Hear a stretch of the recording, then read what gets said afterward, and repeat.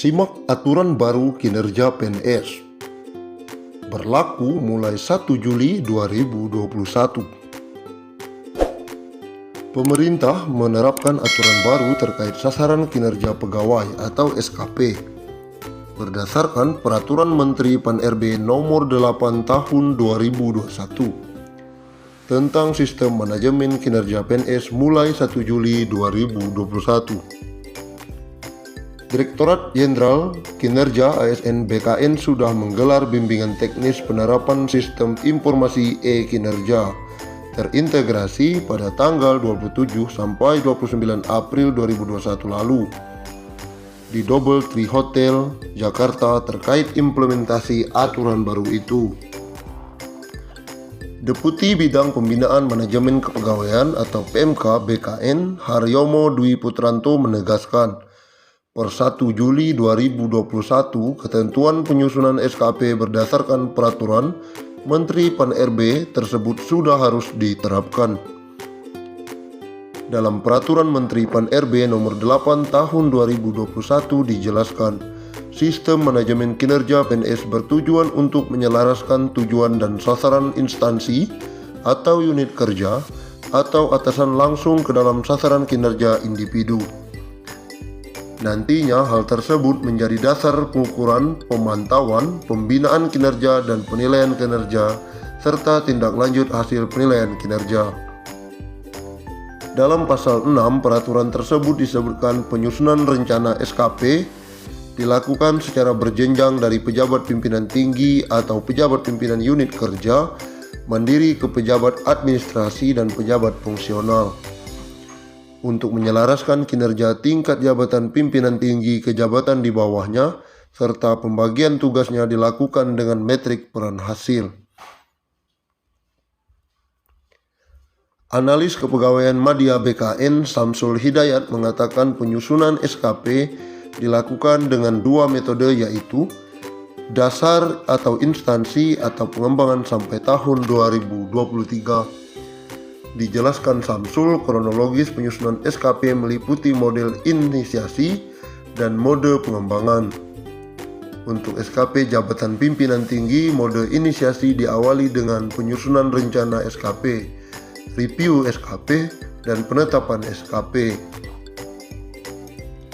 Sedangkan untuk penyusunan SKP jabatan pimpinan tinggi, model pengembangan dilakukan dengan menambahkan perspektif penerima layanan, stakeholder, proses bisnis, dan anggaran.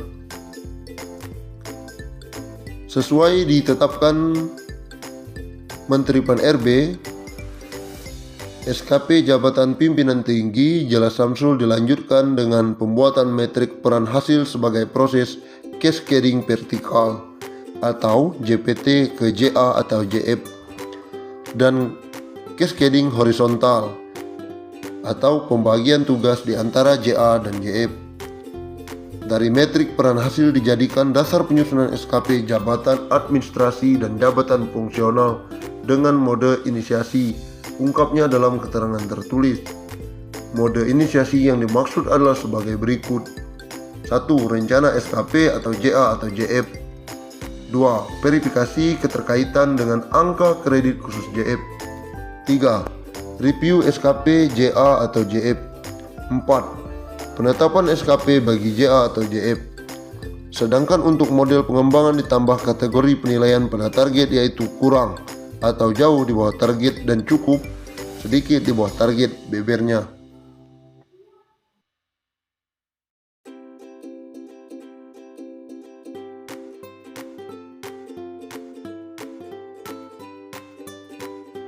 Pemerintah tengah mengebut pembahasan skema baru gaji PNS beserta tunjangannya. Dalam skema tersebut akan ada kenaikan tunjangan cukup besar. Hal yang sama juga berlaku untuk ASN lainnya, baik TNI maupun Polri.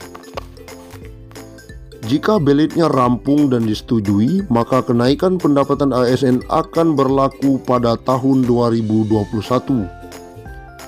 Selama ini, pendapatan bulanan take home pay PNS berasal dari komponen gaji pokok plus berbagai macam tunjangan. di mana tunjangan paling besar abdi negara berasal dari tunjangan kinerja atau TUKIN. Menteri Pendayagunaan Aparatur Negara dan Reformasi Birokrasi, Menpan RB Cahyokumolo mengatakan, dengan skema kenaikan tunjangan pegawai ASN golongan paling rendah bisa mendapatkan gaji take home pay minimal antara 9 juta rupiah hingga 10 juta per bulan. Insya Allah, harusnya tahun ini karena ada pandemi COVID-19, tunjangan ASN juga kita tingkatkan maksimal.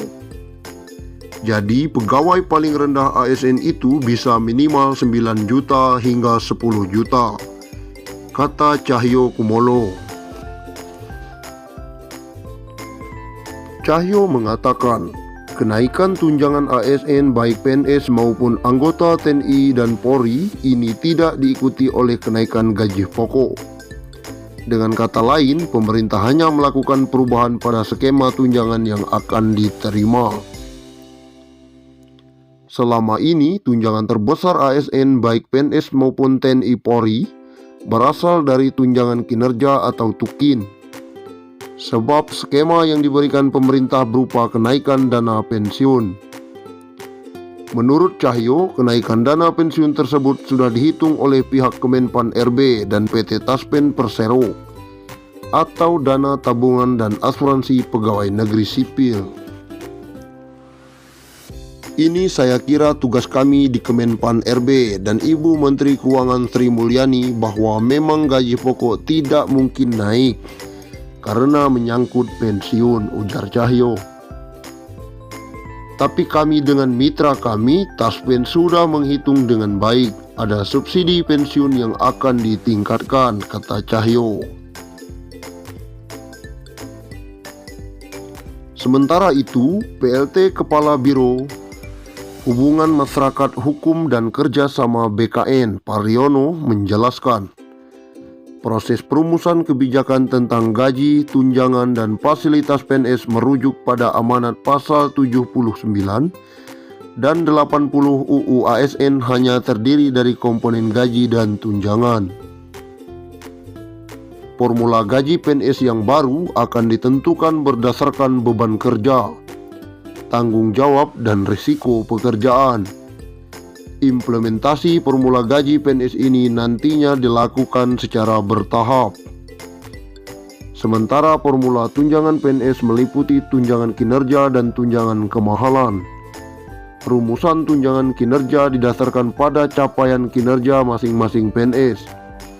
Sedangkan rumusan tunjangan kemahalan didasarkan pada indeks harga yang berlaku di daerah masing-masing. Secara substansial, sistem penggajian berbasis harga jabatan berdasarkan pada nilai jabatan, di mana nilai jabatan diperoleh dari hasil evaluasi jabatan yang menghasilkan kelas jabatan atau tingkatan jabatan, yang selanjutnya disebut pangkat. Pariono mengatakan pengaturan tentang pangkat PNS saat ini masih terkait dengan PP nomor 7 tahun 1970